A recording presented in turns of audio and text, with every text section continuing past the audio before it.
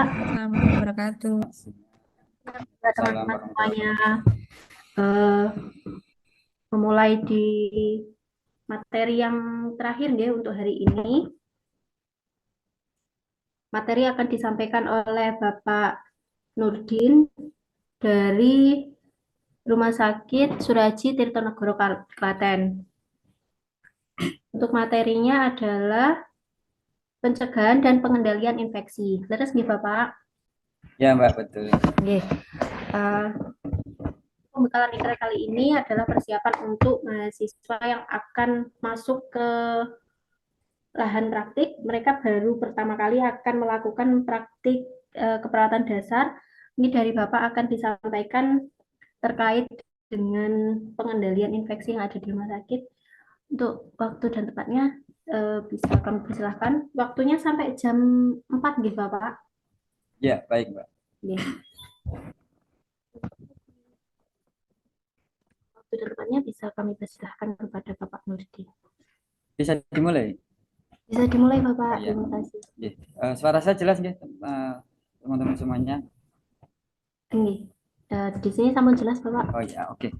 Baik, terima kasih sebelumnya. eh, Assalamualaikum warahmatullahi wabarakatuh. Eh, Selamat siang dan salam sejahtera untuk kita semuanya. Pertama, eh, yang kami hormati Bapak Bu Ika, nggih. Kemudian teman-teman semuanya dan yang saya banggakan, yang pertama dan yang paling utama tentunya kita tidak lupa memanjatkan puji syukur kehadirat Allah Subhanahu wa taala, Tuhan yang Maha Esa atas segala nikmat yang diberikan kepada kita semuanya. Alhamdulillah siang hari ini kita bisa eh, dalam kondisi sehat sehingga kita dapat menjalankan kewajiban kita masing-masing, teman-teman, belajar ya. Jadi kesempatan siang hari ini semoga nanti apa yang kami sampaikan bermanfaat untuk teman-teman semuanya. Ya, kemudian yang kedua saya ucapkan terima kasih atas kesediaan teman-teman semuanya untuk mengikuti kegiatan ini, dan harapan kami nanti dapat mengikuti dengan baik semuanya.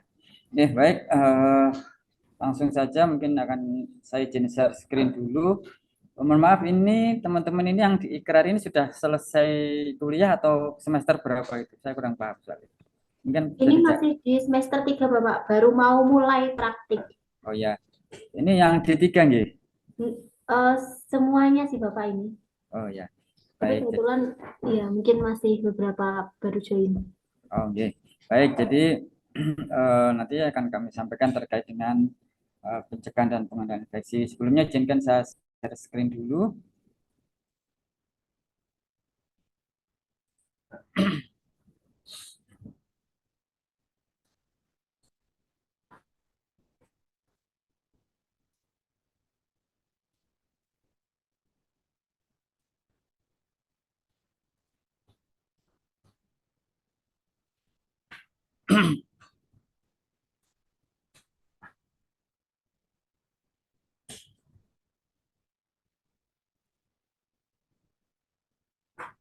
Baik, apakah sudah bisa slideshow saya sudah bisa dilihat teman-teman semuanya? Sudah, Bapak? Ya, baik, terima Jelas. kasih. Teman-teman semuanya, pada siang hari ini saya diberikan tugas untuk menyampaikan materi terkait dengan pencegahan dan pengendalian infeksi. Ya, tentunya mengapa pencegahan dan pengendalian infeksi penting diketahui teman-teman semuanya sebagai bekal nanti untuk menjalankan praktek di rumah sakit ataupun di fasilitas kesehatan, ya baik nanti di rumah sakit, di klinik, di puskesmas ataupun di tempat-tempat kesehatan yang lainnya. Ya, mengapa PPI ini harus dilaksanakan? Tentunya ada hal yang penting yang sebagai dasar kenapa harus dilaksanakan seperti itu. Ya, sebelumnya mungkin perkenalkan dulu, nama saya Nurdin, ya cukup singkat. Eh, saya sebagai IPCN di Rumah Sakit Umum Pusat Dr. Suraji Tirtonegoro Klaten. Ya. Kemudian untuk basic saya adalah seorang perawat juga, teman-teman. Saya eh, lulusan PSIK FKUGM tahun 2008. Ya, kalau teman-teman mengenal Pak Agus Sarwo itu kebetulan pas kakak tingkat saya waktu itu. kemudian profesi juga di UGM, kemudian saya lulus S2 Magister Manajemen pada tahun 2016. Kemudian pelatihan-pelatihan yang terkait dengan PPI, saya sudah pelatihan dasar, pelatihan efisien lanjut, dan pelatihan tentunya pelatihan TPK ya sebagai syarat untuk menjadikan pemateri terkait dengan pelatihan kesehatan seperti itu. Ya. Kemudian untuk riwayat pekerjaan, kemudian saya saat ini di Komite PPI RSUP Dr. Soraji Tirtonegoro. Dan untuk riwayat organisasi, kebetulan saya di DPD PPNI Kabupaten Klaten selaku Wakil Ketua, kemudian di Himpunan Perawat Pengendali Infeksi Jawa Tengah, karena saya sebagai anggota pengurus di bagian bidang diklat ya, tepatnya di divisi penelitian. Ya, mungkin itu untuk perkenalan saya. Kalau teman-teman nanti ke Klaten bisa nemuin saya nih kalau mau tanya sesuatu terkait dengan PPI. Baik, teman-teman semuanya, sebagai awal, jadi perlu kami sampaikan bahwa tujuan hasil belajar kita nanti diharapkan teman-teman mampu memahami terkait dengan pencegahan dan pengendalian infeksi dan melaksanakan dalam kegiatan sehari-hari. Nah, kemudian untuk sebagai indikator hasil belajarnya, tentunya nanti teman-teman diharapkan dapat menjelaskan terkait dengan program PPI, kemudian memahami kewaspadaan standar dan kewaspadaan berbasis transmisi. Ini merupakan sebagai pilar dari PPI itu sendiri ya. Jadi kewaspadaan standar dan kewaspadaan transmisi ini merupakan pilar dari kegiatan PPI. Kemudian yang ketiga adalah tentunya yang tidak kalah penting nanti kalau sudah mampu memahami dan menjelaskan, memahami, tentunya harapannya nanti dapat menerapkan langkah-langkah PPI ini dalam kegiatan sehari-hari di fasilitas pelayanan kesehatan, baik itu di rumah sakit, di puskesmas atau tempat kesehatan yang lainnya. Baik, teman-teman semuanya, perlu kami sampaikan sebagai latar belakang kenapa kok PPI itu harus dilaksanakan di rumah sakit dan di fasilitas pelayanan kesehatan ya. Jadi yang pertama ada PMK 27 tahun 2017 ya, Peraturan Menteri Kesehatan tahun 27 tahun 2017 yaitu terkait dengan pencegahan dan pengendalian infeksi di fasilitas pelayanan kesehatan. Ya, kemudian ada juga PMK 1596 ini baru ya tahun 2024, sebelumnya ada PMK 1128 tahun 2022 standar akreditasi rumah sakit ya. Jadi di standar akreditasi rumah sakit itu banyak sekali yang berkaitan dengan apa yang harus dilakukan rumah sakit terkait dengan pencegahan dan pengendalian infeksi ini begitu. Kemudian yang di poin yang ketiga ya ada PMK 8 tahun 2015 terkait dengan program pengendalian resistensi antimikroba. Ya jadi itu hanya bagian sedikit kecil yang akan kami sampaikan. Sebetulnya masih banyak lagi regulasi-regulasi yang berkaitan dengan PPI ini ya, yang berhubungan dengan PPI terkait dengan pembangunan gedung, kemudian terkait dengan kebersihan lingkungan dan lain sebagainya itu sangat berkaitan erat dengan pencegahan dan pengendalian infeksi ini. Nah, terkait dengan di PMK 27 tahun 2017 di pasal 3 ayat 1, nah di sana disebutkan bahwa setiap fasilitas pelayanan kesehatan harus melaksanakan PPI ya. Jadi ini kewajiban dari pemerintah setiap Pasienkes dan baik itu puskesmas, rumah sakit dan lain sebagainya itu harus melaksanakan PPI. Kemudian di pasal 6 di ayat 1 juga disampaikan komite atau tim PPI itu dibentuk untuk menyelenggarakan tata kelola pencegahan dan pengendalian infeksi yang baik agar mutu pelayanan medis serta keselamatan pasien dan pekerja di fasilitas pelayanan kesehatan itu terjamin dan terlindungi. Ya, jadi tujuannya adalah untuk agar mutu pelayanan itu di fasilitas pelayanan kesehatan itu baik, kemudian pasiennya selamat, selain pasien juga petugas-petugas yang ada di tempat kesehatan juga terjamin kesehatannya dan terlindungi begitu. Kemudian di pasal 7 disebutkan bahwa komite atau tim PPI bertugas untuk melaksanakan kegiatan-kegiatan mulai dari pengkajian, perencanaan, pelaksanaan, monitoring, evaluasi dan pembinaan begitu.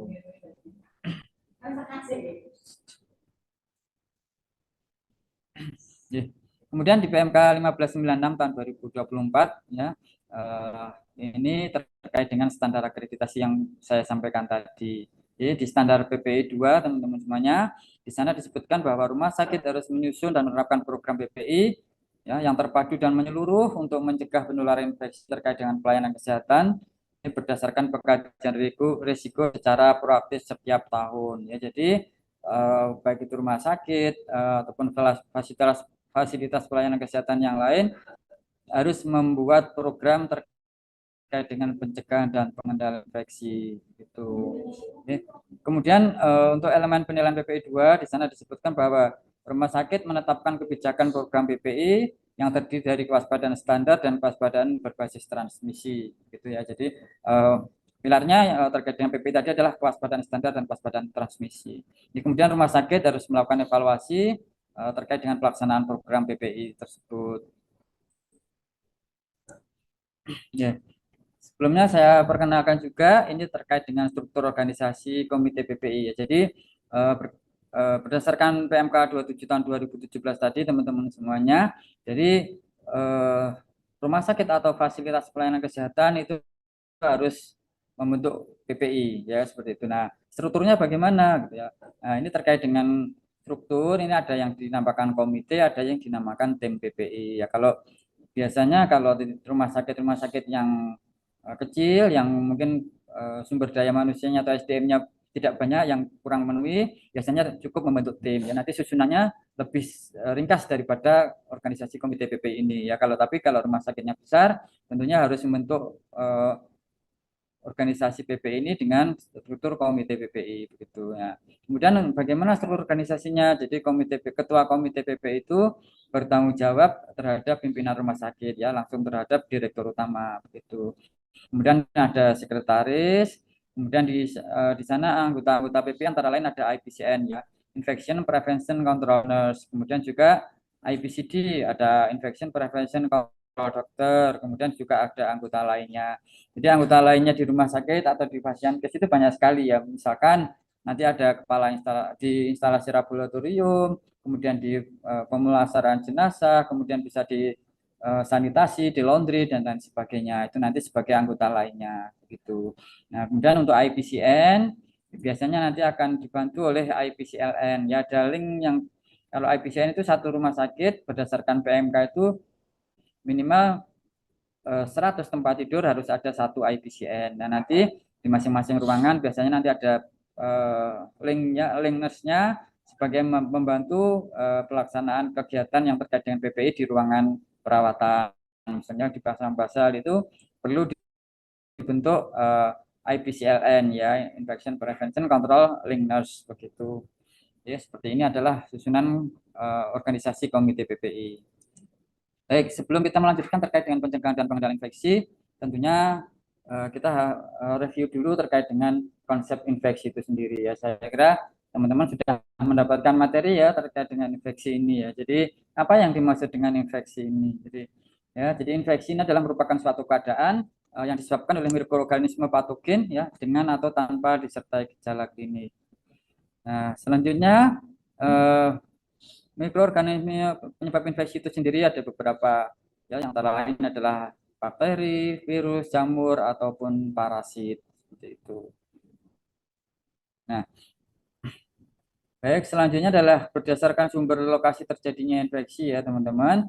Maka infeksi itu dapat dibagi menjadi dua tempat ya. Yang pertama adalah yang berasal dari masyarakat atau komunitas yang biasa kita sebut dengan community acquired infection ya, atau bisa juga yang berasal dari rumah sakit atau healthcare associated infection biasa disebut dengan HAIS ya. Nah, nanti terkait dengan PPI ini yang banyak kita bahas adalah terkait dengan infeksi yang berasal dari rumah sakit ataupun fasilitas kesehatan yang biasa kita sebut dengan HAIS ya. Bagaimana agar pasien-pasien yang berada di rumah sakit itu tidak ada infeksi yang diperoleh di rumah sakit ya, karena nanti kalau pasiennya awalnya pengen masuk rumah sakit sembuh kok ternyata sampai di rumah sakit malah mendapatkan penyakit yang lainnya. Nah, itu yang selalu dicegah dari komite PPI ini gitu. Dan seluruh sivitas hospitalia ya tentunya. Jadi semua bertanggung jawab terhadap bagaimana agar pasien-pasien yang masuk ke rumah sakit ini tidak mendapatkan infeksi tambahan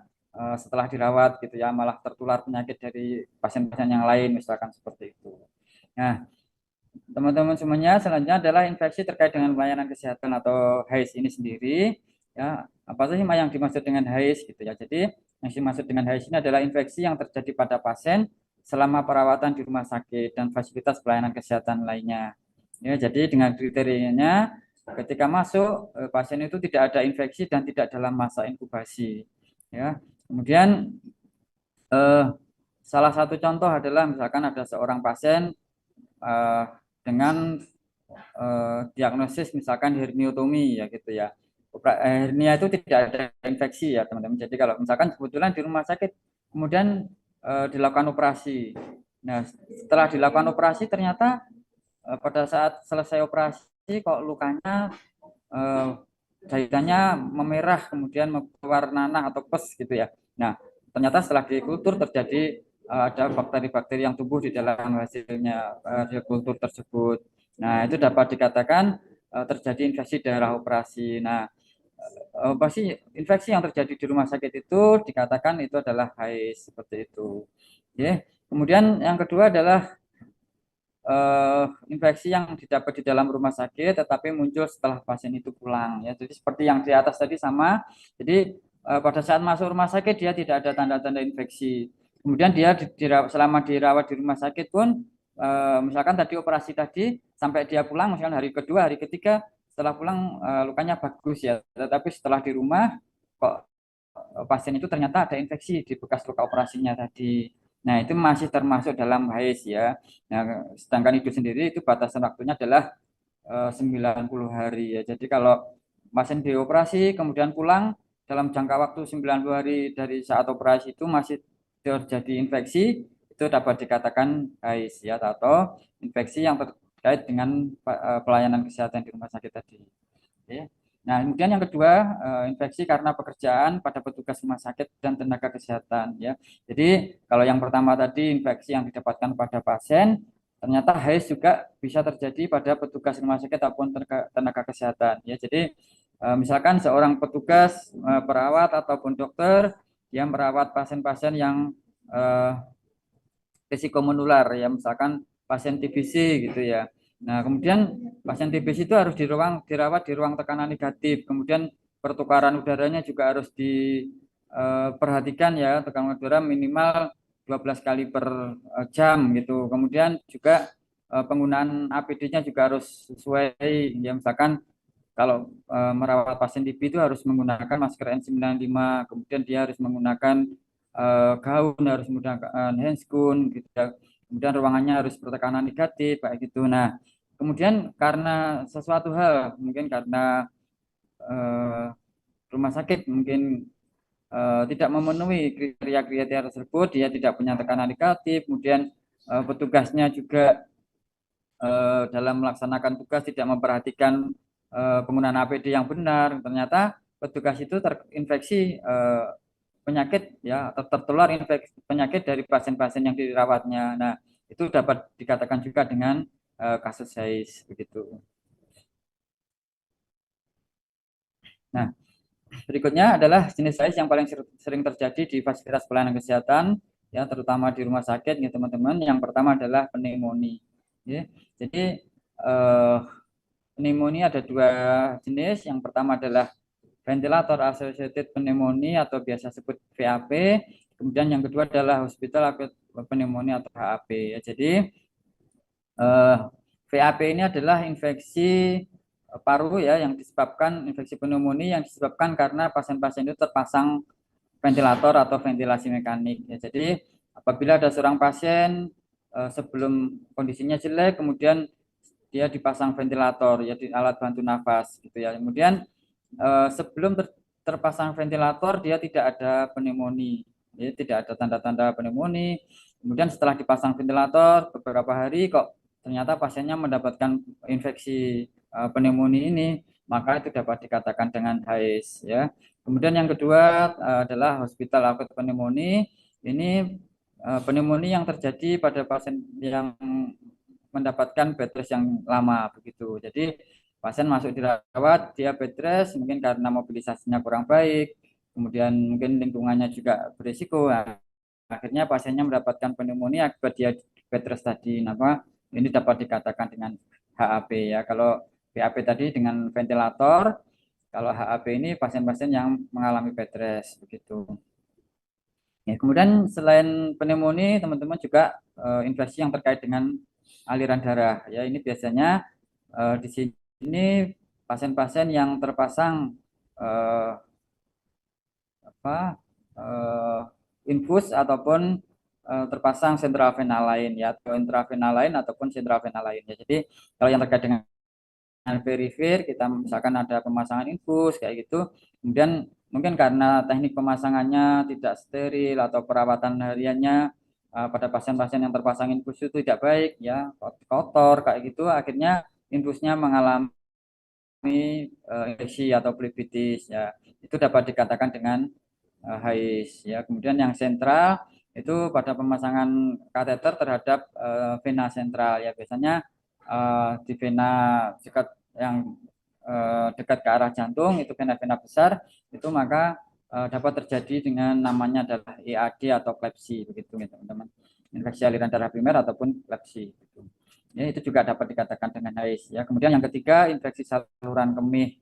Ya, infeksi saluran kemih di sini yang dimaksud adalah pada pasien yang terpasang kateter ya, jadi bukan bukan yang tidak terpasang kateter. Jadi yang dimaksud di sini ISK akibat infeksi saluran kemih akibat pemasangan kateter ya. Jadi pasien-pasien yang sebelum dipasang kateter itu awalnya tidak terjadi infeksi, kok setelah dipasang kateter urin kok terjadi infeksi. Nah, itu dapat dikatakan dengan HIS-ISK.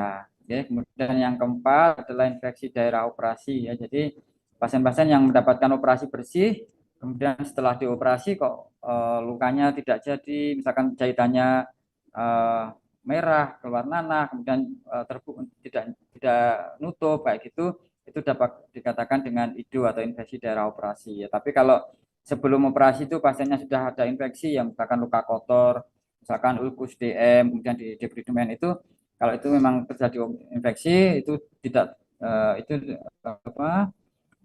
tidak termasuk dengan IDO ini begitu. Nah, tugas PPI adalah bagaimana kita menjaga pasien-pasien kita tadi yang terpasang alat-alat invasif ini tadi tidak mengalami terjadinya HIS begitu. Nah, itu pekerjaan yang cukup berat juga ya teman-teman semuanya, tapi asalkan teman-teman nanti melaksanakan kegiatan-kegiatan sesuai dengan SOP yang sudah ada, tentunya harapannya HIS ini tidak terjadi di rumah sakit ya. Jadi pasien kita tidak akan mendapatkan infeksi tambahan pada saat dia dirawat di rumah sakit begitu.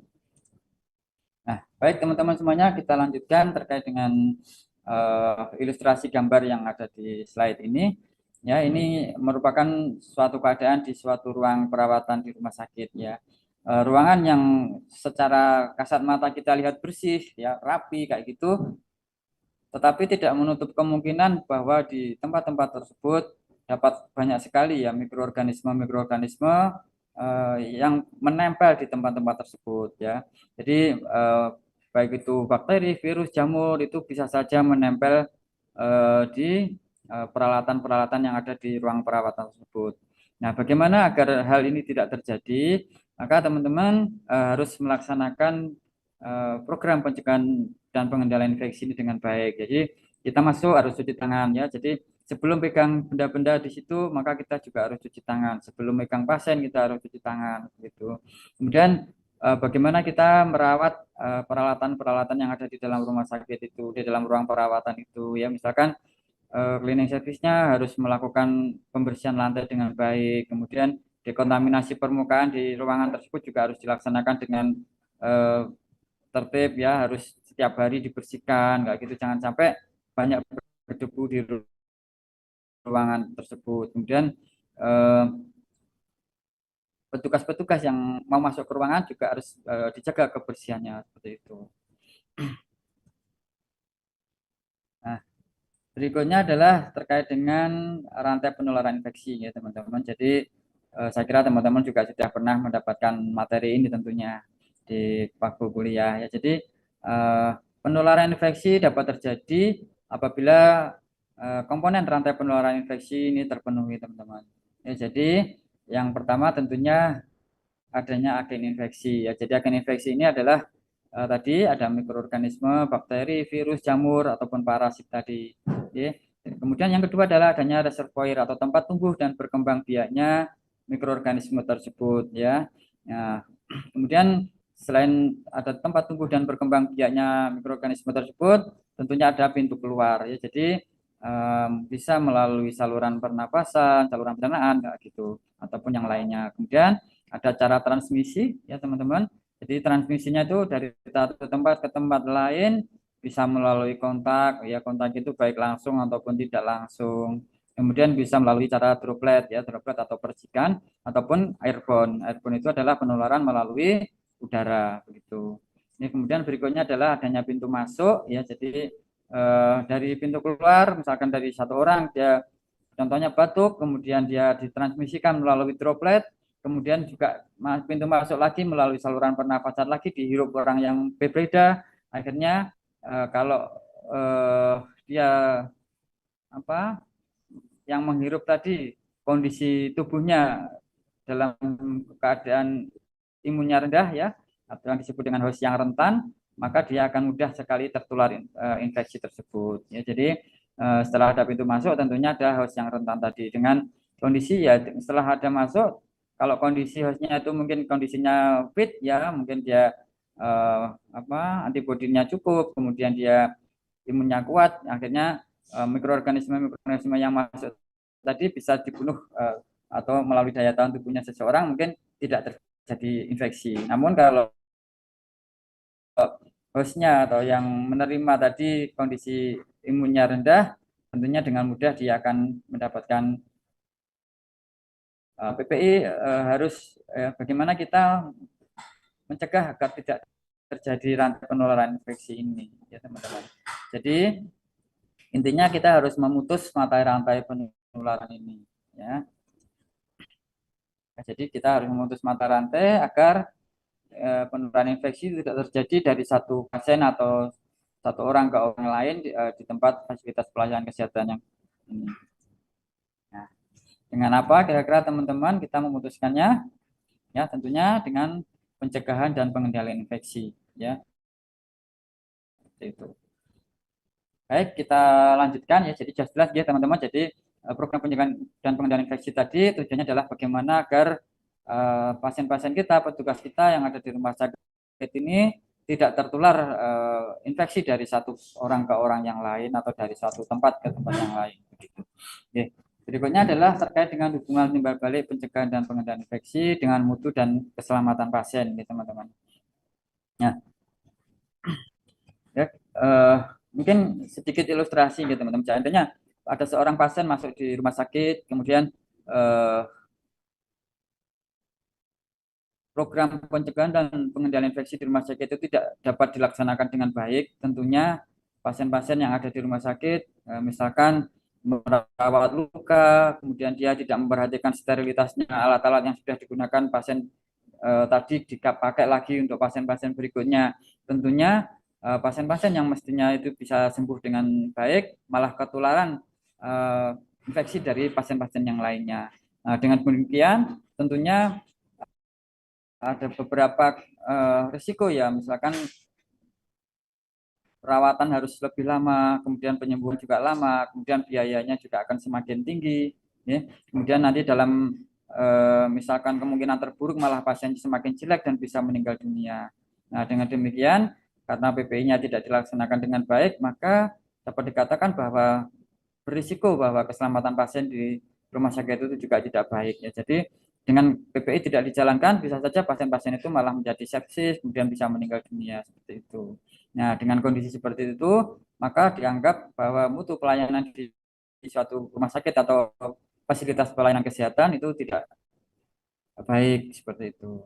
Namun demikian dengan sebaliknya, kalau PPI itu dilaksanakan dengan baik, tentunya pasien-pasien kita itu dapat sembuh, dapat pulang sesuai dengan clinical pathway yang sudah kita rencanakan. Jadi kemudian pasiennya juga selamat, puas, ya, bisa pulang dengan baik, kemudian biaya juga tidak membengkak begitu. Nah, dengan kondisi itu dapat dikatakan bahwa mutu pelayanan di suatu rumah sakit atau fasilitas pelayanan kesehatan itu dapat dikatakan mutunya adalah baik.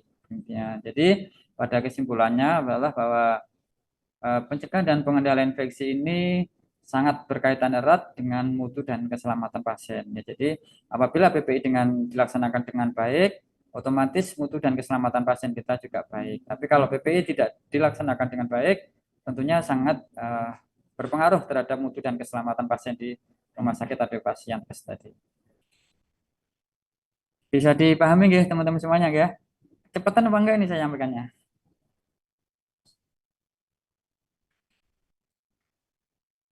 Halo, apakah masih bisa didengar suara saya teman-teman? Masih bisa, Pak. Masih, Ya, Pak. jelas jelas ya. Masih jelas. Oke, terima kasih. Kita lanjutkan ya. Ya. Nah, teman-teman semuanya, eh, sedangkan PPI itu sendiri apa gitu ya. Jadi PPI ini adalah merupakan suatu upaya untuk melindungi yang pertama adalah orang-orang yang mendapatkan perawatan akibat penyakitnya yang dideritanya, ya, atau yang biasa kita sebut dengan pasien, ya. Kemudian selain pasien siapa lagi? Tentunya ada tenaga kesehatan dan petugas rumah sakit, ya. Kemudian ada pengunjung dan keluarga pasien, ya. Kemudian juga ada komunitas ataupun individu di sekitar fasilitas pelayanan kesehatan tersebut, ya. Intinya dapat diringkas bahwa PP ini adalah berupaya untuk melindungi pasien, petugas, kemudian pengunjung, keluarga, ataupun masyarakat yang ada di sekitar rumah sakit atau fasilitas pelayanan kesehatan. Tentunya dilindungi dari apa? Tentunya dilindungi dari tertularnya dan menularkannya penyakit, ya. Jadi biar pasien-pasien kita tidak menularkan ke orang lain, kemudian juga tidak tertular dari orang lain, maka kita harus menjalankan pencegahan dan pengendalian infeksi ini, ya. Baik, berikutnya adalah saya perkenalkan untuk teman-teman semuanya terkait dengan program pencegahan dan pengendalian infeksi, ya. Jadi berdasarkan PMK 27 tahun 2017 tadi, ruang lingkup pencegahan dan pengendalian infeksi ini ada beberapa, ya. Jadi yang pertama adalah terkait dengan kewaspadaan isolasi, ya. Tadi ada yang terdiri dari kewaspadaan standar dan kewaspadaan berbasis transmisi. Kemudian yang kedua adalah terkait dengan surveillance, kemudian yang ketiga adalah pendidikan dan pelatihan, kemudian yang keempat adalah pencegahan infeksi, dan yang kelima adalah penggunaan antimikroba yang rasional, ya. Kemudian yang terkait dengan kewaspadaan standar sendiri, ya, untuk yang program pertama itu ada 11 komponen kewaspadaan standar. Nanti kita bahas yang di belakang juga, ya. Jadi ini ada hand hygiene terkait dengan APD, limbah, dan perawatan lingkungan, kemudian untuk peralatan perawatan pasien, penanganan linden, kesehatan karyawan, kemudian penempatan pasien, etika batuk, kemudian penyuntikan yang aman dan praktek lumba fungsi. Jadi kemudian terkait dengan kewaspadaan transmisi, nanti ada transmisi kontak, droplet ataupun airborne begitu, ya. Jadi untuk kewaspadaan standar dan kewaspadaan kontak nanti akan kita bahas ya di belakang setelah ini, karena nanti itu adalah merupakan core-nya kewaspadaan isolasi atau PPI tadi. Kemudian selain kewaspadaan isolasi, tentunya programnya adalah adanya surveillance, ya. Jadi surveillance adalah pengumpulan data mulai dari pengkajian, kemudian untuk sampai ke nanti dilakukan tindak lanjut akibat terjadinya misalkan sudah terjadi HIS gitu. Jadi mulai analisa dan lain sebagainya. Jadi nanti surveillance-nya terkait dengan surveillance infeksi tadi ya teman-teman, akibat pemasangan alat-alat invasif, ya. Jadi misalkan di sini ada surveillance IADP, kemudian ada surveillance ISK, ada VAP, ada IDU, kemudian gitu, ya. Jadi nanti disurvei pasien-pasien yang terpasang alat invasif, misalkan pasien yang terpasang ventilator, kemudian yang terpasang infus, terpasang sentral vena lain, kemudian yang pasien-pasien yang operasi itu selalu kita melakukan surveillance, dipantau apakah mereka mengalami infeksi atau tidak begitu. Nah, nanti kalau terjadi infeksi tentunya kita akan identifikasi, kemudian kita cari penyebabnya apa, kemudian setelah itu tentunya akan ada tindak lanjutnya gitu. Ini kemudian untuk program PPI berikutnya terkait dengan pendidikan dan pelatihan, ya. Ini saya sampaikan misalkan dalam suatu rumah sakit itu semua pasien semua petugas yang akan masuk di rumah sakit maka dia harus mendapatkan pelatihan terkait dengan PPI, ya, seperti apa kegiatan siang hari ini juga termasuk bagian dari program PPI, teman-teman. Jadi teman-teman nanti masuk ke rumah sakit sudah harus memahami bagaimana mencegah infeksi pada saat di rumah sakit itu, apa yang harus dilakukan ya, misalkan harus cuci tangannya dengan benar, bagaimana menggunakan APD dengan benar, itu nanti harus sudah teman-teman pahami bagaimana agar kita nanti pada saat masuk di rumah sakit kita tidak tertular infeksi dan tidak menularkan infeksi dari satu pasien ke pasien yang lain gitu. Ya, kemudian selain diklat ya, diklatnya bisa ke petugas ya. Kalau petugas tentunya petugas pegawai yang baru itu harus mendapatkan edukasi terkait dengan PPI. Kemudian kalau petugas-petugas yang lama tentunya harus ada program rutin, misalkan setahun 2 kali atau setahun sekali dia akan mendapatkan resosialisasi tentang PPI ini ya, seperti di rumah sakit kami itu mesti jadwal rutin minimal 1 tahun sekali itu harus ada kegiatan pelatihan dasar lagi seperti itu, kadang-kadang setahun 2 kali seperti itu ya, tergantung kemampuan rumah sakit eh, eh, berapa kali dalam waktu setahun, mungkin semakin cepat semakin sering juga semakin bagus begitu nggih.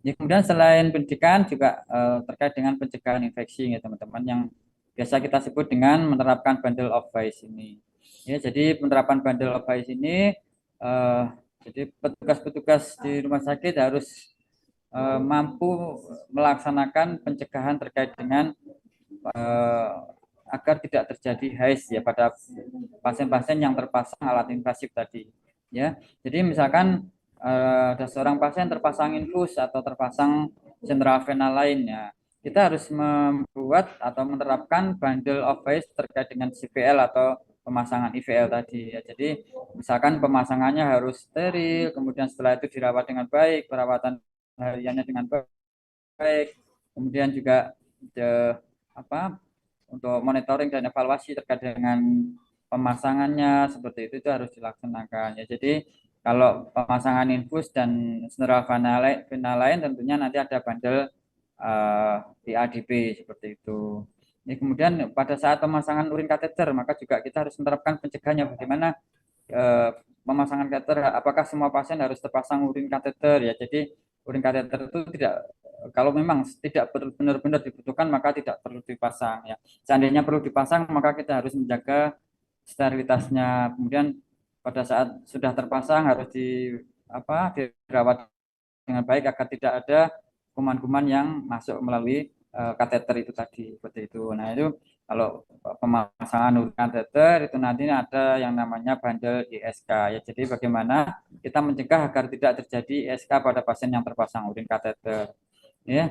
Kemudian terkait dengan pemasangan ventilasi mekanik itu juga ada bandel VAP ya. Jadi agar pasien-pasien yang terpasang ventilator atau ventilasi mekanik ini tidak mendapatkan infeksi ya, pneumonia yang disebabkan oleh pemasangan ventilator tadi begitu. Ya, kalau terkait dengan operasi itu nanti ada namanya bandel IDO ya, bandel infeksi daerah operasi. Jadi bagaimana pasien-pasien yang operasi itu dicegah agar tidak terjadi infeksi akibat tindakan operasi. Ya, jadi mulai dari preoperasinya harus disiapkan dengan baik, kemudian pada saat operasi juga diperhatikan ruangan operasinya, kemudian sterilitas alat-alatnya, kemudian bagaimana petugasnya harus steril, kemampuan petugas dalam menggunakan APD agar tidak mengkontaminasi pasien yang dioperasi itu seperti itu contohnya. Ya, kemudian yang program yang berikutnya yaitu terkait dengan penggunaan antimikroba yang rasional. Di sini PPI adalah bekerja sama dengan Komite PPRA melakukan monitoring dan evaluasi terkait dengan pemberian antibiotik pada pasien. Ya, jadi antibiotik itu tidak dapat diberikan secara sembarangan kepada pasien-pasien. Ya, jadi harus disesuaikan dengan kondisi pasiennya. Baik, itu terkait dengan program PPI teman-teman. Nah, berikutnya adalah kita sampaikan terkait dengan kewaspadaan isolasi ya.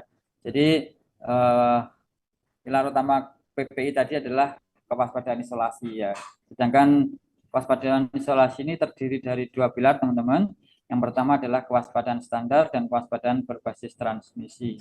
Ya. Nah, perlu kami sampaikan bahwa kewaspadaan standar ini adalah merupakan kewaspadaan yang utama. Nah, ini diterapkan secara rutin dalam perawatan seluruh pasien di rumah sakit ataupun fasilitas pelayanan kesehatan ya. Tanpa melihat apakah pasien itu mengalami infeksi ataupun tidak infeksi ya. Jadi baik itu pasien itu infeksi dan tidak infeksi, maka kewaspadaan standar ini harus dilaksanakan dengan baik. Misalkan kita mau menyentuh pasien itu walaupun pasiennya itu menular, infeksi menular, kemudian ataupun pasiennya itu tidak infeksi, maka kita wajib cuci tangan untuk sebelum menyentuh tadi pasien. Demikian juga setelah kontak dengan pasien, maka kita juga harus melakukan cuci tangan seperti itu. Tidak harus melihat, oh kalau pasiennya nggak menular kita nggak usah cuci tangan gitu ya, tidak bisa ya. Jadi karena apa? Karena di rumah sakit itu sangat berisiko ya teman-teman. Jadi ini kewaspadaan standar ini harus semuanya dilaksanakan. Kemudian yang kedua adalah kewaspadaan berbasis transmisi. Ya ini merupakan tambahan dari kewaspadaan standar.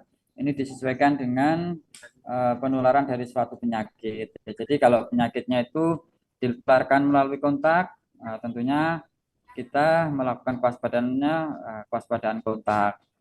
Salah satu contoh, misalkan kalau kita menyentuh pasien bisa tertular infeksi, tentunya bagaimana kita melindungi tangan kita agar tidak tertular penyakit itu. Tentunya kita menggunakan sarung tangan, misalkan seperti itu. Ya, kemudian kita bisa menggunakan gaun agar tubuh kita tidak kontak dengan pasien yang menular melalui kontak tadi. Ya, bagaimana kalau dengan droplet, misalkan ya kalau droplet tentunya misalkan kita harus menggunakan masker, bedah begitu ya. Kemudian untuk airborne kita menggunakan masker N95 gitu ya. Nanti akan kami jelaskan lebih detail yang ada di slide berikutnya. Nah, ini teman-teman tadi sudah saya sampaikan terkait dengan kewaspadaan isolasi. Ya, jadi yang pertama adalah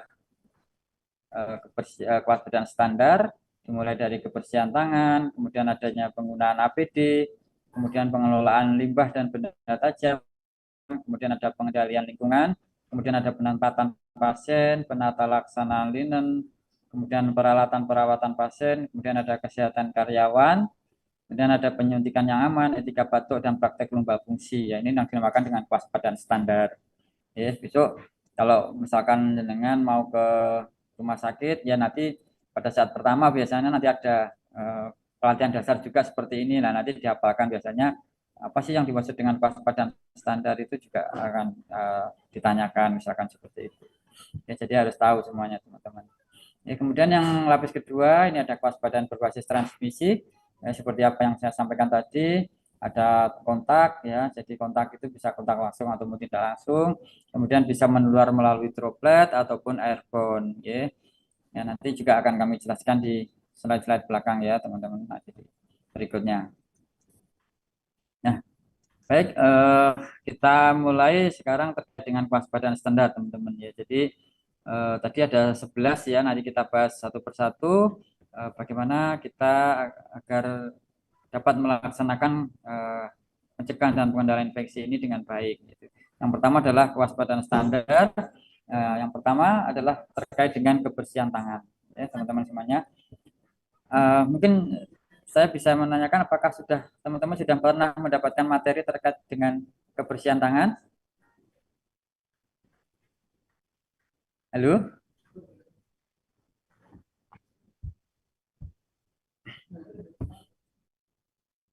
Ya.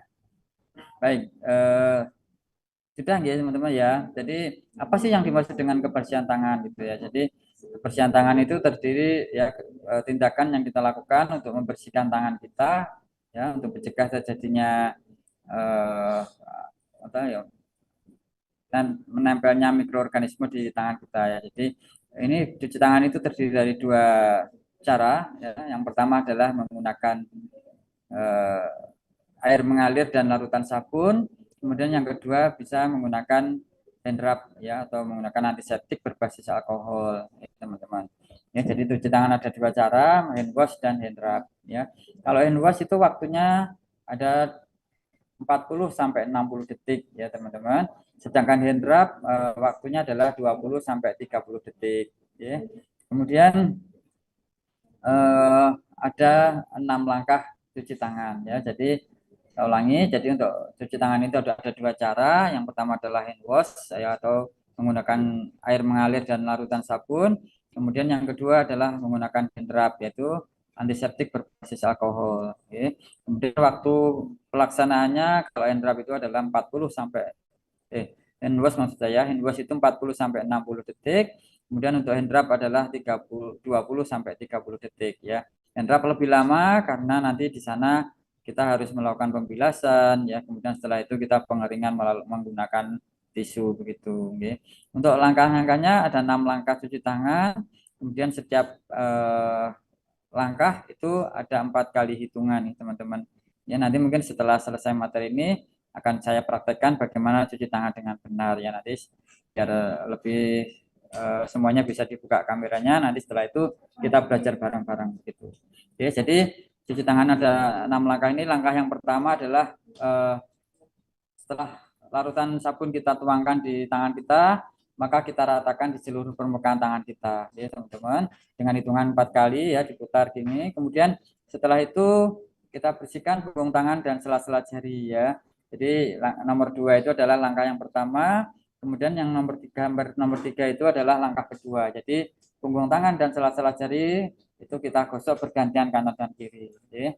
Kemudian langkah yang ketiga kita gosok permukaan tangan kita bergantian dan sela-sela jari ya. Jadi permukaan tangan dengan sela-sela jari kita bersihkan ya seperti gambar 4. Kemudian untuk yang langkah ke berikutnya ya, langkah ketiga langkah keempat maksud saya itu mengunci gitu ya, mengunci seperti di gambar 5 itu ya. Kemudian untuk langkah ke-6 ibu jari kita genggam kemudian kita putar-putar ya. Kemudian yang langkah ke-6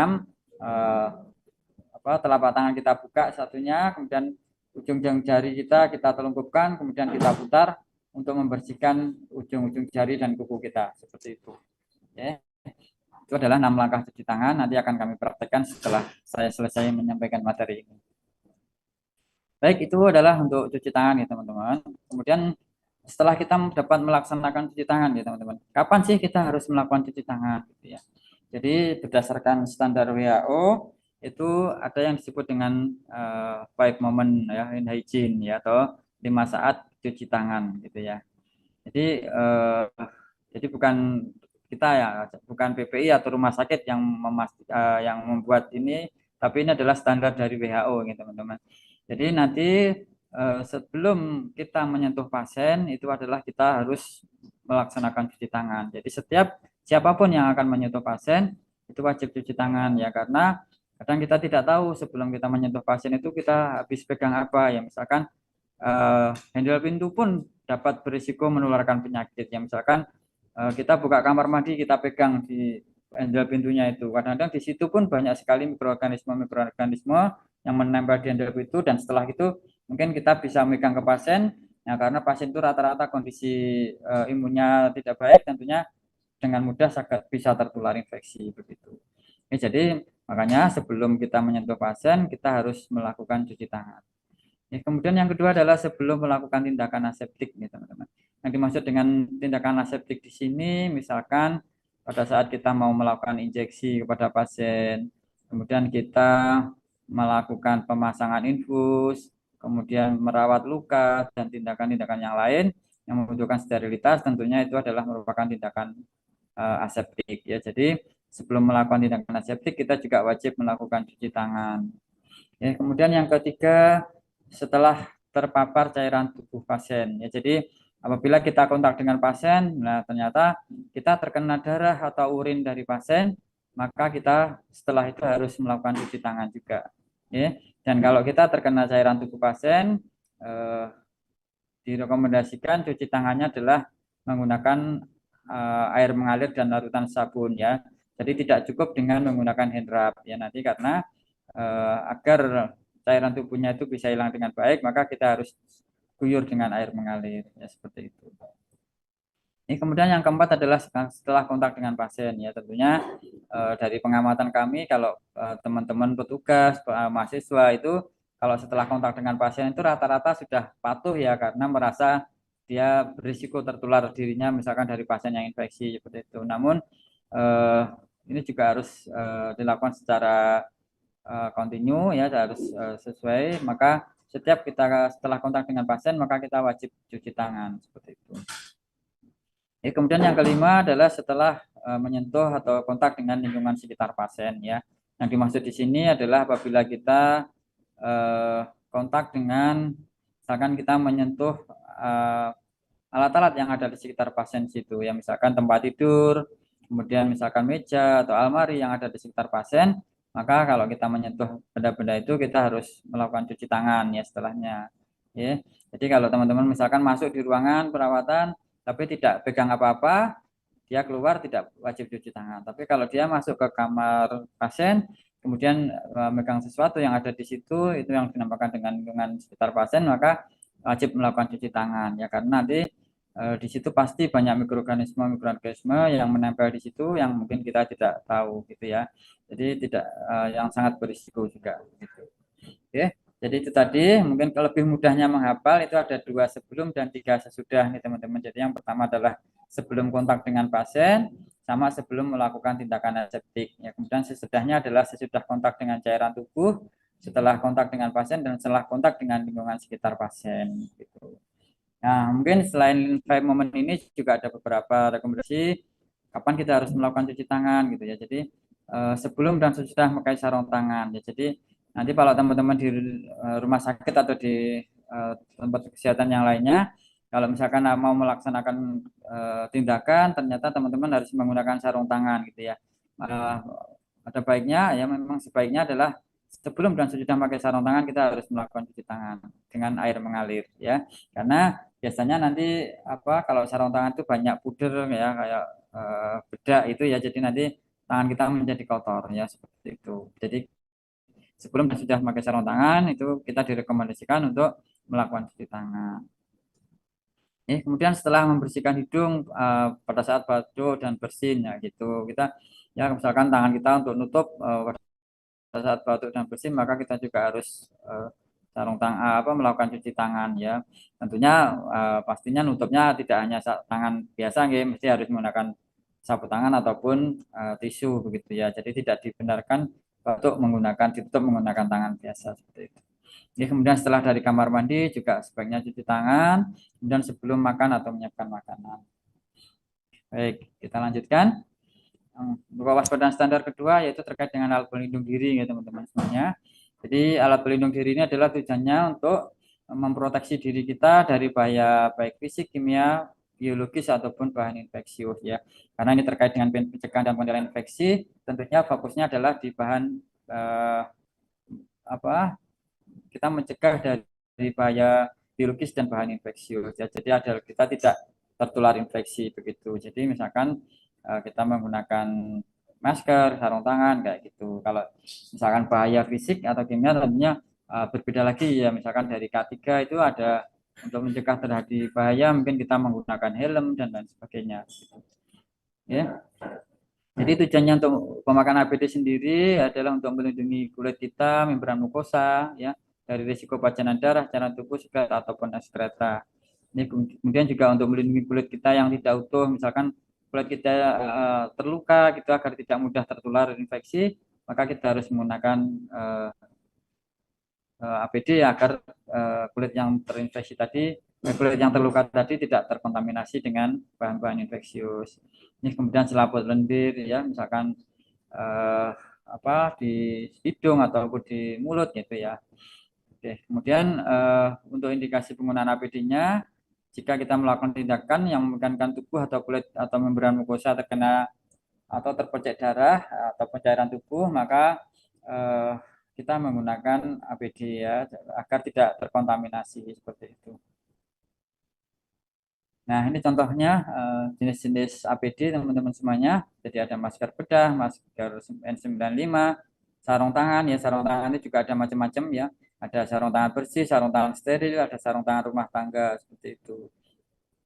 Kemudian ada kacamata atau goggle, kemudian pelindung wajah, kemudian ada coverall ya, yang biasa disebut dengan hazmat itu. Kemudian juga ada gaun, apron ataupun sepatu tertutup. Nah, kemudian ada beberapa faktor yang perlu diperhatikan dalam pemilihan APD. Tentunya jenis paparan transmisi yang perlu diantisipasi ya, apakah kontak, droplet ataupun airborne. Oke. Kemudian daya tahan APD ya, daya tahan dan kesan APD juga harus diperhatikan. kegunaannya mau dipakai untuk melakukan tindakan apa gitu ya. Misalkan APD yang digunakan pada saat membantu persalinan ya, karena berisiko banyak cairan tubuh, maka kita harus menggunakan misalkan gaun yang fluid proof atau fluid resistant gitu, jadi tidak tembus air begitu. Kemudian tentunya kita memilih harus sesuai dengan ukuran yang biasa kita gunakan ya, jangan sampai kalau kita mau melakukan tindakan eh, handphone kita kebesaran, nggak itu akan mengganggu sekali. Misalkan maskernya juga tidak sesuai, tidak nutup rapat, itu juga akan berisiko seperti itu. Nah, kemudian untuk kewaspadaan standar yang ketiga, teman-teman, ini terkait dengan dekontaminasi peralatan perawatan pasien ya. Nah, perlu kami sampaikan bahwa untuk jenis-jenis peralatan ini berdasarkan kategori risiko menurut Spalding ya teman-teman. Jadi dapat dibagi menjadi tiga jenis ya. Yang pertama adalah peralatan kritikal ya, seperti alat-alat yang digunakan di kamar operasi, itu salah satu contohnya. Itu dapat dikatakan itu dengan alat-alat kritikal ya, misalkan gunting, pinset, ya, klem, nah, gitu, itu termasuk alat-alat kritikal ya. Jadi dekontaminasinya harus dilakukan dengan sterilisasi ya, karena nanti alat-alat itu akan masuk ke jaringan tubuh kita ya, misalkan untuk nyayat dan lain sebagainya, gunting dan lain sebagainya. Ya, kemudian yang kedua adalah semi kritikal ya. Kalau semi kritikal ini misalkan alat-alat endoskopi yang tidak bisa disterilisasi dengan autoclave, itu biasanya kita rendam dengan desinfeksi tingkat tinggi atau DTT ya. Nah, kalau sekarang jarang untuk dengan merebus ya teman-teman. Bisa kalau zaman dulu bisa dengan direbus ya. Kalau sekarang biasanya dengan ada larutan DTT ya. Jadi nanti tinggal direndam di larutan DTT sekian menit gitu, nanti alat-alatnya sudah bisa digunakan untuk tindakan misalkan endoskopi dan lain sebagainya. Ini kemudian yang ketiga ada non kritikal. Ini biasa alat-alat yang digunakan tidak masuk ke jaringan tubuh ya. Jadi misalkan seperti stetoskop, termometer dan lain sebagainya, itu bisa itu disebut dengan non kritikal ya, cukup dengan didesinfeksi dengan alkohol 70% seperti itu. Baik, berikutnya adalah terkait dengan pengendalian lingkungan, teman-teman. Jadi kalau pengendalian lingkungan ini terkait dengan bagaimana kualitas udara di dalam suatu ruangan, kemudian kualitas air, ya. Jadi kualitas udara harus diperhatikan terkait dengan sistem HVAC-nya, ya, kemudian suhu dan kelembabannya, kemudian kebersihan, kenyamanan dan lain sebagainya. Ya. Kemudian terkait dengan kualitas air, tentunya bau, rasa, warna dan susun kimianya itu juga harus sesuai dengan peraturan perundang-undangan. Ya. Kemudian terkait dengan kebersihan permukaan lingkungan, ya teman-teman, yang perlu diperhatikan, rumah sakit itu atau ruang perawatan harus bebas dari debu, bebas sampah, bebas serangga kayak gitu ya. Nah, dan tempat-tempat yang secara rutin biasa kita sentuh, tentunya kita harus lakukan disinfektan secara rutin ya. Untuk pembersihannya bisa menggunakan klorin atau H2O2, ini berdasarkan standar yang ada di PMK 27 tahun 2017 ya. Kemudian terkait dengan desain ya, desain bangunan ya, itu harus diperhatikan terkait dengan lantai, dinding dan ventilasinya ya. Jadi kondisi dinding, lantai, ventilasi itu antara ruang perawatan, kemudian ruang intensif, ruang kamar operasi, itu tentunya akan berbeda-beda begitu teman-teman. Jadi tidak sama desainnya misalkan masing-masing ruang tersebut. Baik, berikutnya adalah kita bahas terkait dengan pengelolaan limbah nih teman-teman. Nah, nanti kalau teman-teman praktek di rumah sakit tentunya akan menemui beberapa tempat sampah, dan ini harus diperhatikan, harus, karena penting juga ya, karena selama saya mengamati dari dulu sampai sekarang itu kadang-kadang masih banyak yang membuang sampah itu tidak sesuai dengan eh, jenis dan tempatnya begitu. Ya. Jadi ada beberapa jenis sampah nih teman-teman. Yang pertama adalah limbah radioaktif ya. Nanti kalau uh, ada kantong warna merah itu nanti tempat limbah radioaktif. Mungkin kalau di rumah sakit kami di Suraji itu tidak ada limbah radioaktif. Mungkin kalau ada tempat-tempat yang lain nanti misalkan ada yang mempunyai limbah radioaktif, tentunya nanti ada tempat sampah yang berwarna merah seperti itu. Oke. Kemudian kalau yang warna kuning biasanya nanti itu ada tulisannya limbah infeksius ya, atau limbah medis padat infeksius begitu. Nanti yang dibuang di situ apa saja kalau yang limbah medis padat infeksius ya. Jadi misalkan masker yang kita gunakan, kemudian handscoon yang telah kita gunakan untuk merawat pasien, kemudian kasa bekas perawatan luka dan sebagainya, itu maka masuk di ruang di tempat sampah infeksius ini teman-teman. Oke. Kemudian untuk yang warna hitam ya, nanti ada yang warna hitam itu adalah untuk limbah domestik ya, nanti ada tulisannya limbah non medis padat itu ya, atau limbah non infeksius begitu. Nah, jadi itu harus diperhatikan kalau itu adalah nanti untuk pembuangan kertas, plastik yang tidak terkontaminasi dengan infeksi pasien seperti itu. Kemudian ada yang warna ungu itu nanti untuk limbah sitotoksik ya. Jadi obat-obat kemoterapi itu nanti bekas kemoterapi itu nanti masuknya di tempat sampah warna ungu ya, plastiknya. Ya mungkin kalau sampahnya, kalau tempat sampahnya mungkin bisa berbeda-beda, tapi nanti di sana pasti di semua rumah sakit yang ada di Jawa Tengah atau Jogja mungkin sama ya. Jadi nanti ada plastiknya warna ungu. Nanti tempat sampahnya bisa bermacam-macam warnanya. Jadi tidak selalu tempat sampahnya yang berwarna ungu tapi plastiknya gitu. Kemudian yang berikutnya adalah yang warna coklat, plastik warna coklat. Nanti biasanya nanti juga ada stikernya ya di sana, ada stiker warna coklat gitu. Jadi itu nanti untuk limbah kimia dan limbah farmasi ya. Jadi untuk flakon obat kayak gitu biasanya nanti dibuang di tempat sampah yang warna coklat ya. Jadi nanti jangan salah untuk membuang limbah ini ya. Nanti kalau teman-teman mau orientasi di rumah sakit biasanya nanti juga akan disampaikan kembali. Baik, berikutnya akan kami sampaikan terkait dengan tertusuk jarum, teman-teman semuanya. Nah, ini juga sangat penting kami informasikan, mumpung teman-teman juga belum masuk ke rumah sakit, ya. Jadi perlu kami sampaikan bahwa kejadian tertusuk jarum ini juga masih cukup sering terjadi di rumah sakit, begitu. Ya. Nah, dan ini permasalahannya biasanya karena kita kurang berhati-hati, ya. Nah, kalau tertusuk jarum, pasiennya tidak berisiko menularkan begitu masih mending ya. Tapi kalau pasien tertusuk jarum kemudian pasien-pasien yang berisiko menularkan infeksi seperti pasien hepatitis B ya, B sakitnya positif, kemudian pasien HIV kayak gitu. Nah, setelah kita nusuk pasien jarumnya menusuk tangan kita gitu ya. Jadi itu karena tertularnya infeksi-infeksi itu bisa melalui cairan tubuh. Nah, dan jarum itu bisa sebagai media transmisi untuk terjadinya penularan tadi. Jadi pesan kami nanti pada saat teman-teman masuk di rumah sakit harus berhati-hati kalau berkaitan dengan jarum ini ya. Jangan sampai kita tertusuk jarum bekas pakai pasien ya. Jadi nanti risikonya juga akan ke depannya juga berisiko tertular infeksi yang diderita pasien tersebut ya. Kalau terutama kalau pasiennya HIV ataupun HIV positif itu pasti akan mendapatkan tindak lanjut seperti itu. Nah, bagaimana agar kita tidak terjadi tertusuk jarum ya teman-teman semuanya. Jadi yang pertama, jangan menekuk atau mematahkan limbah benda tajam tersebut. Jadi kalau kita habis nyuntik pasien jangan utak-utak jarumnya itu, mending langsung dibuang di tempat sampah limbah tajam atau di safety box. Ya, kemudian jangan meletakkan limbah tajam di sembarang tempat. Misalkan habis pasang infus itu ada mandirinya yang tajam itu yang untuk masukkan itu nanti tahu-tahu diletakkan di tempat tidur kayak gitu, jangan sampai. Jadi setelah kita gunakan langsung kita buang di tempat sampah limbah tajam ya. Untuk itu maka tempat sampah limbah tajamnya harus segera ditempatkan di dekat kita melakukan tindakan gitu. Ya.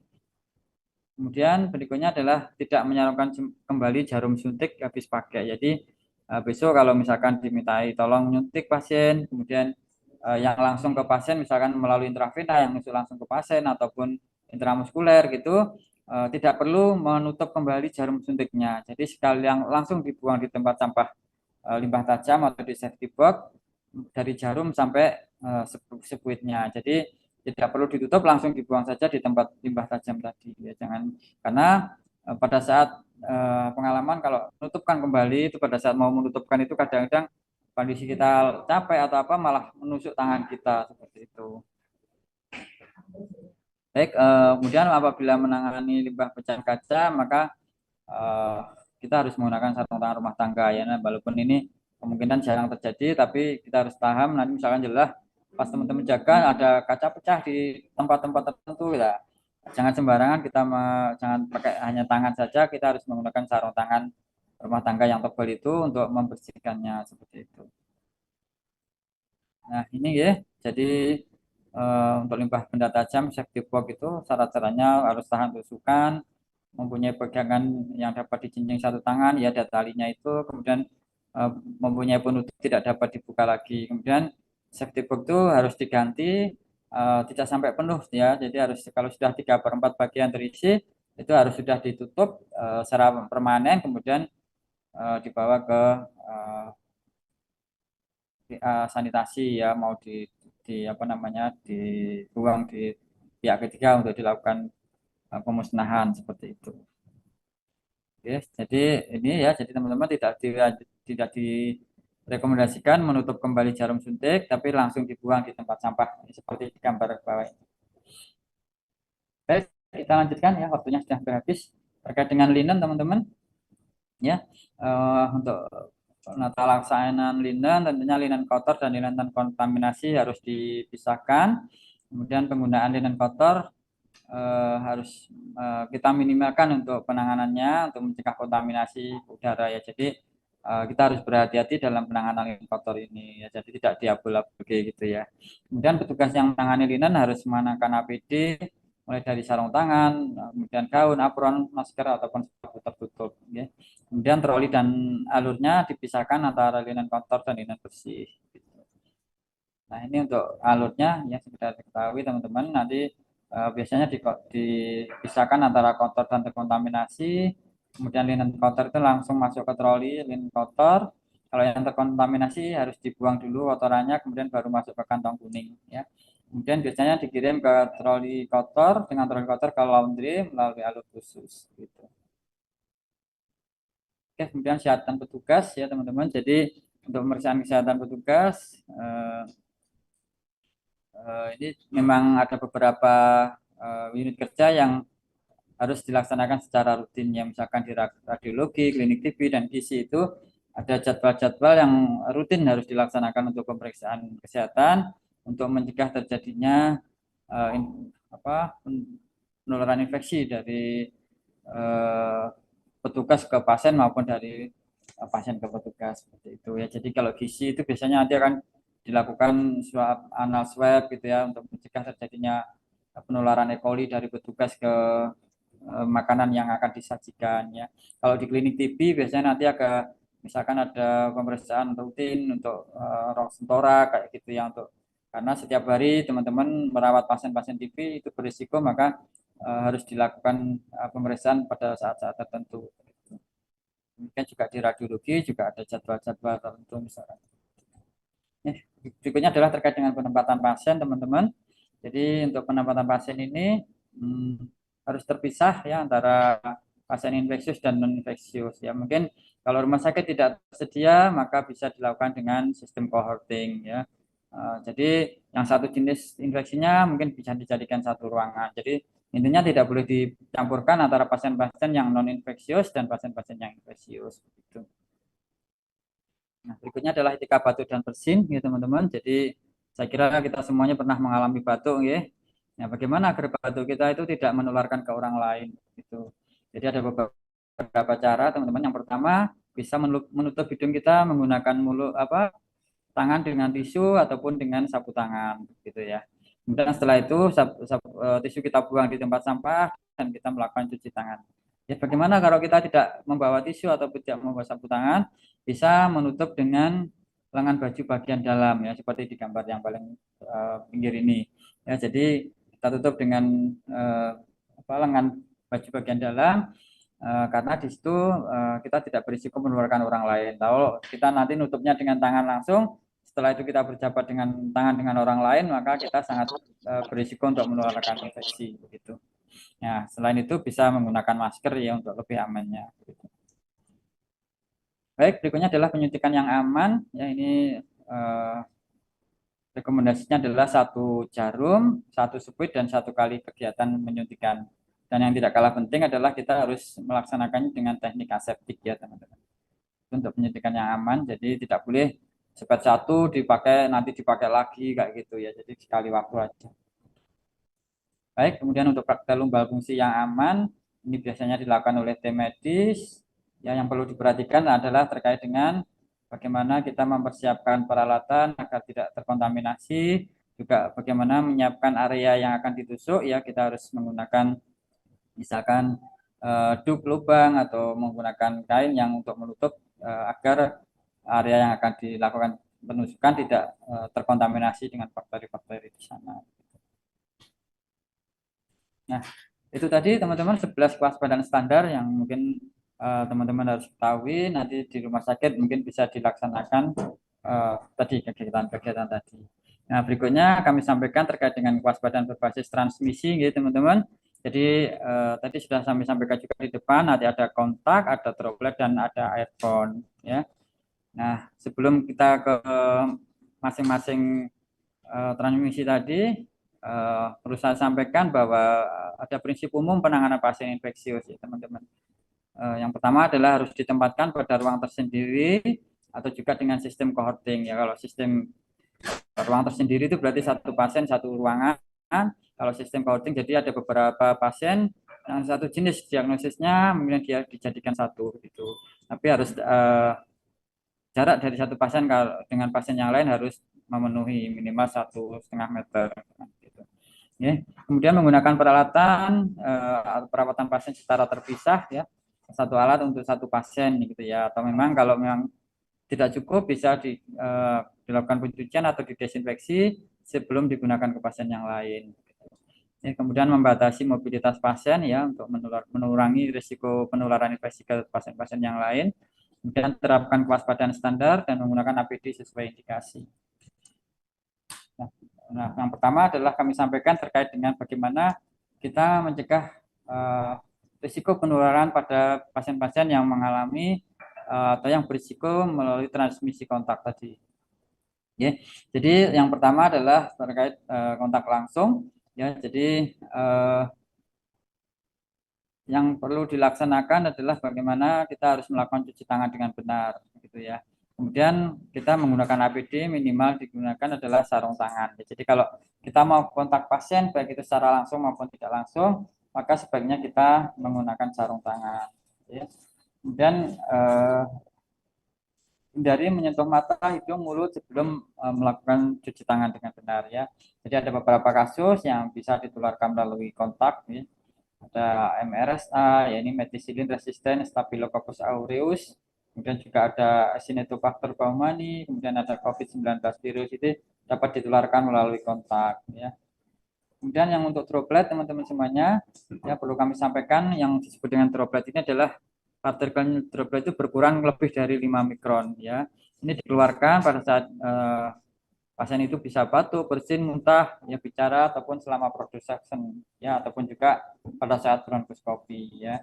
Nah, untuk penularan melalui droplet ini dapat melayang di udara dan akan jatuh dalam jarak yang kurang lebih 2 meter ya karena ukuran molekul partikelnya tadi lebih dari 5 mikron ya. Nah, apa yang kita harus lakukan untuk mencegah penularan infeksi dari droplet ini? Nah, maka kita harus menggunakan masker bedah gitu. Ya, jadi kita biar tidak tertular infeksi akibat pasien batuk, maka kita perlu menggunakan masker bedah pada saat merawat pasien-pasien tersebut. Ya.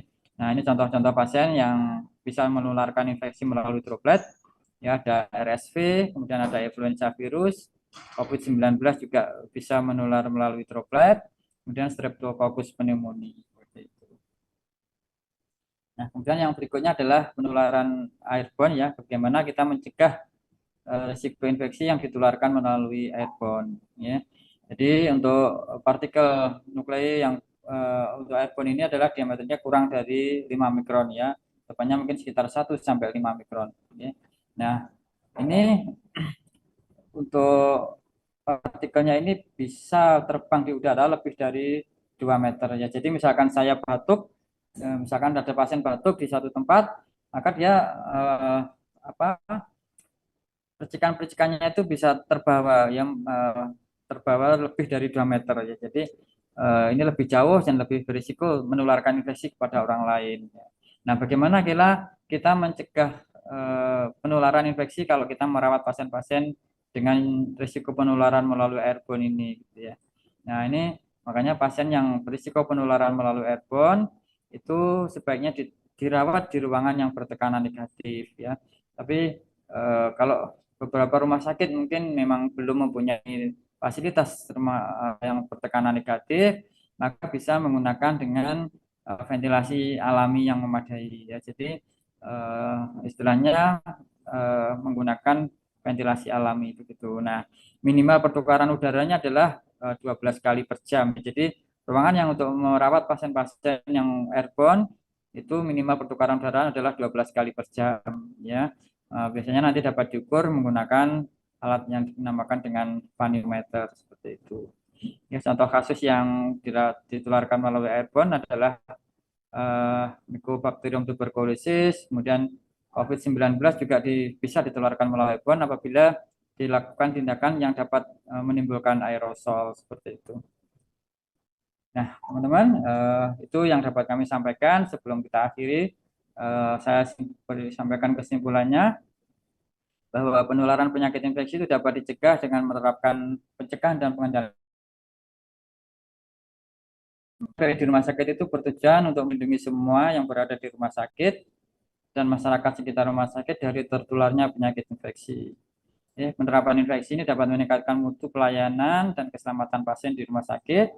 Kemudian prinsip utama PPI adalah kewaspadaan isolasi ya tadi, kewaspadaan standar dan kewaspadaan berbasis transmisi.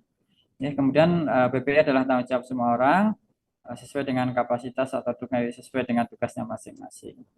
Mungkin itu yang dapat saya sampaikan. Sebelum saya tutup, ini saya stop share dulu.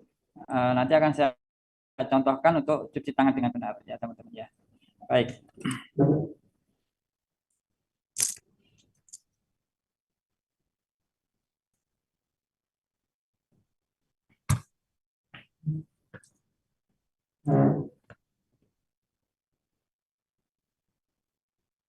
Baik teman-teman, bisa kita lihat ini ada handwrap di depan saya ya, bisa tampak ya. Nampak, Pak. Ya, saya kasih contoh. Ya, ini kita tuangkan ya, kita bisa menuangkan handwrap ini cukup sekali pencet saja teman-teman. Sebetulnya ini secara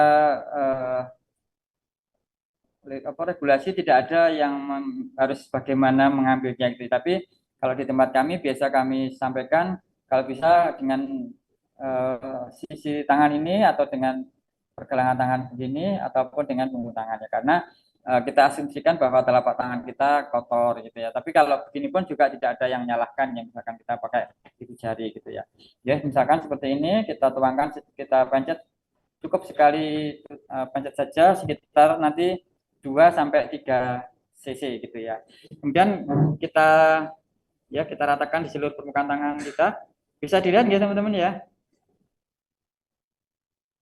Baik, Bisa, Pak. ya, jadi kita putar 4 kali hitungan 1, 2, 3, 4. Kemudian punggung tangan dan sela-sela jari 1, 2, 3, 4. Bergantian kanan dan kiri 1, 2, 3, 4. Kemudian telapak tangan dan sela-sela jari 1, 2, 3, 4. Ya, kemudian kita kunci begini ya 1, 2, 3, 4. Kemudian langkah yang kelima, ibu jari kita genggam ya, tangan satunya di belakang begini ya, kelihatan ya. Belakang sini kita putar ya 1, 2, 3, 4. Bergantian kanan dan kiri 1, 2, 3, 4. Dan terakhir kita telungkupkan tangan ini di permukaan di telapak tangan kita, kemudian kita putar 1, 2, 3, 4. Gantian 1, 2, 3, 4. Mungkin itu waktunya sudah molor 10 menit. Atau mau nyoba atau bagaimana teman-teman semuanya? Kalau kalau ada yang mau memimpin salah satu, monggo silahkan.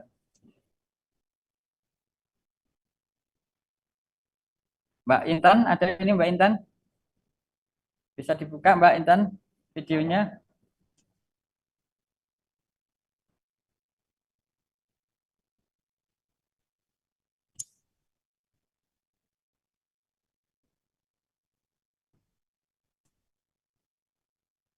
Atau siapa monggo silahkan salah satu memimpin teman-temannya untuk mencoba praktek siapa salah satu. Monggo.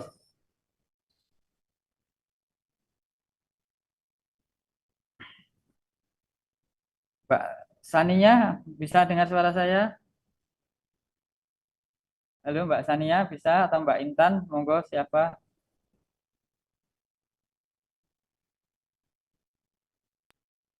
Ayo teman-teman, Ya, salah satu nggak apa-apa satu mencoba orang untuk mempraktekkan. mempraktekkan nanti biar teman-temannya mengikuti. Nggak usah, jangan takut salah, nanti tetap dibantu. Nah, monggo Mbak Intan, silakan coba. Ya, ya kalau seperti itu tangannya ke atas gini ya Mbak. Kita ibaratkan kalau kita tuangkan cairan nanti kalau begini kan tumpah ya. Jadi tetap tangannya menghadap ke atas sama ke bawah gitu. Jadi, nah begitu ya. Mulai satu, dua, tiga, empat. Langkah kedua, terus punggung tangan dulu Mbak, punggung tangan dulu. Nah, gitu kanan dan kiri bergantian. Terus baru telapak tangan. Nah, gitu. Terus ngunci 4 kali kunci ya. Oke. Nggak bolak-balik ya. Kalau seperti itu cuma sekali saja. Kalau yang pas gini cukup sekali, nggak bolak-balik gini ya, cukup sekali 4 kali kan sudah kena dua-duanya. Ya, terus habis itu ibu jari digenggam, putar kanan dan kiri ya, ya, ya, gitu terus ya, gitu ya. Ya, ya seperti itu.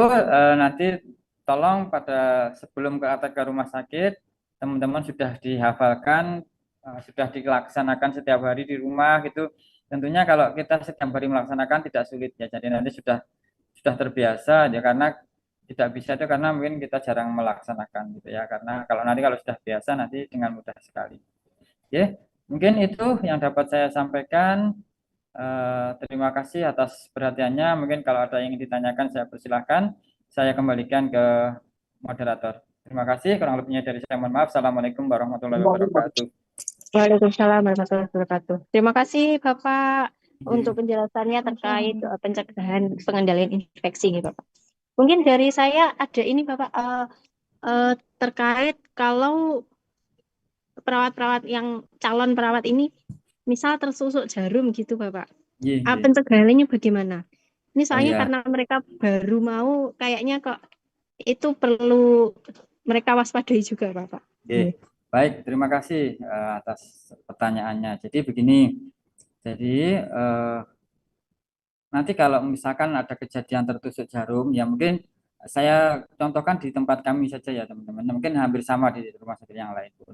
Jadi kalau misalkan kebetulan kita tertusuk jarum bekas pakai untuk pasien, yang pertama yang kita lakukan adalah kita guyur dengan air mengalir di tangan kita yang kena tertusuk jarum tadi.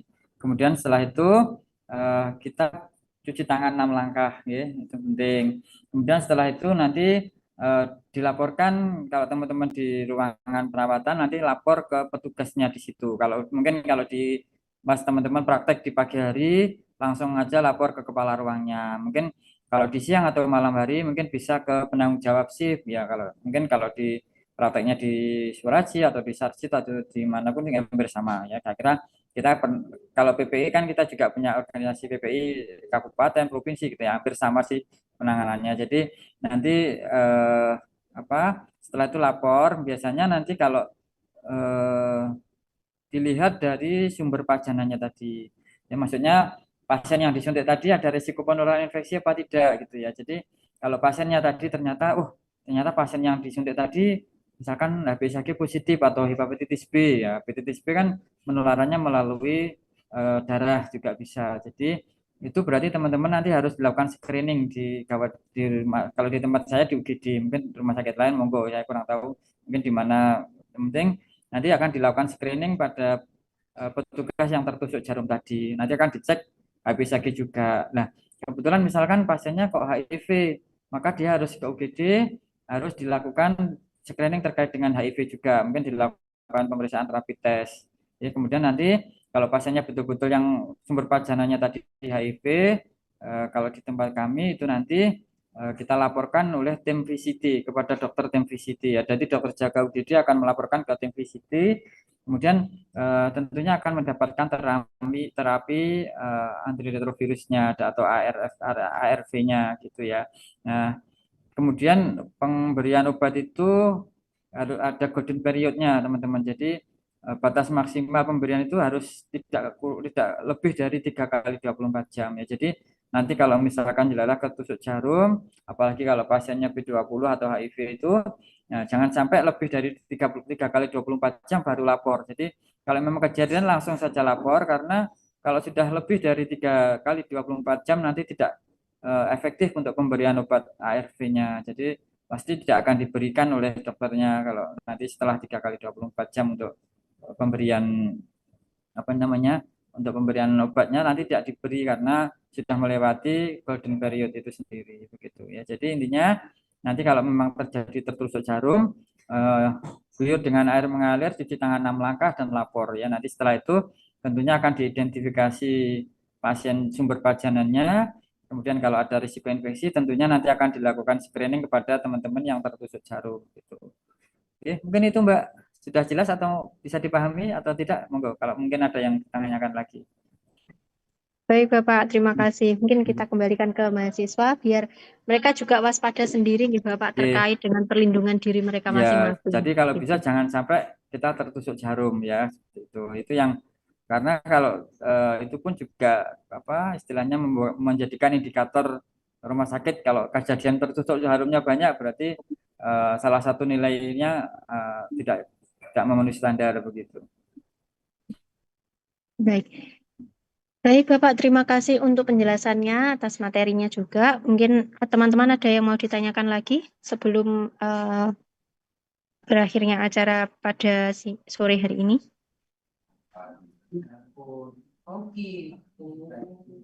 Mungkin cukup, Mbak Aul. Ya. Baik, mungkin kalau sudah cukup bisa kita tutup ya acara untuk sore hari ini. Dari Bapak mungkin ada yang perlu disampaikan lagi, Mboten? Jika Saya kira cukup Mbak, pesan saya aja nanti kalau ke rumah sakit ya mohon diperhatikan terkait dengan pencegahan dan pengendalian infeksi ini karena hal ini juga sangat penting ya untuk baik diri kita, pasien ataupun siapapun yang ada di rumah sakit seperti itu. Oke, terima kasih. Oke, terima kasih untuk kehadirannya dan terima kasih untuk perhatiannya teman-teman juga. Semoga praktiknya besok lancar semuanya. Jangan lupa untuk perlindungan dirinya yang diperhatikan masing-masing. Dari kami mungkin sudah cukup sekian. Mungkin Apabila ada sesi kurang foto lebihnya, bersama Mbak Aul di hari ini, ya, sesi bisa terakhir. off on cam semua ya, bisa dinyalakan kameranya. Kita Oke. dokumentasikan dulu. Teman-teman, tolong kameranya dinyalakan ya.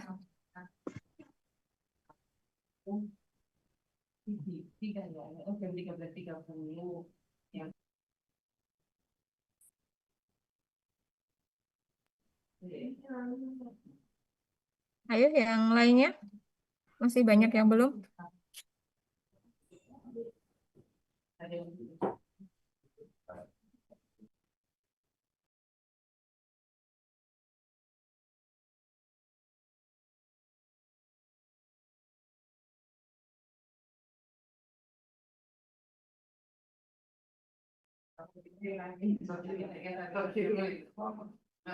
Oke, sekarang aja ya Mbak Aul.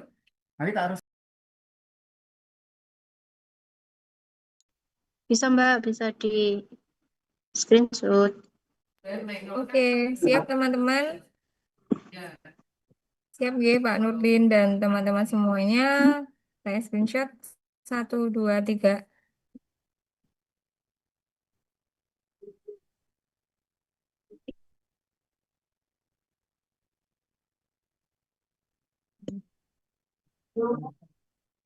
Cukup? Oke, baik. Terima kasih untuk kehadiran teman-teman semuanya. Terima kasih juga dari pemateri. Apabila ada kurang lebihnya, kami mohon maaf yang sebesar-besarnya. Akhirul kalam. Wassalamualaikum warahmatullahi wabarakatuh. Waalaikumsalam warahmatullahi wabarakatuh. Terima kasih banyak Mbak Aul. Terima kasih banyak Pak Nurdin atas sharing materi.